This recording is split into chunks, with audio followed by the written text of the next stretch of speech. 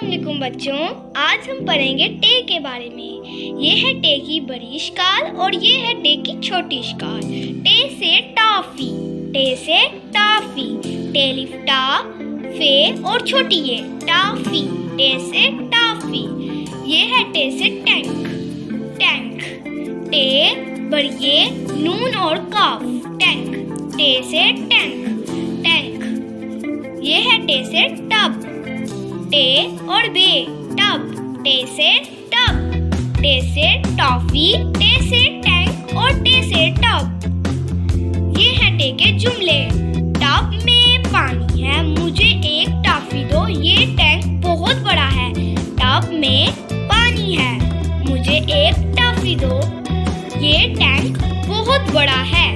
یہ ہیں ٹے کے جملے اور یہ ہیں ٹے کے الفاظ۔ آپ نے ان سب کی اچھے طریقے سے مشق کرنی ہے اور ان کی اچھے طریقے سے پریکٹس کرنی ہے۔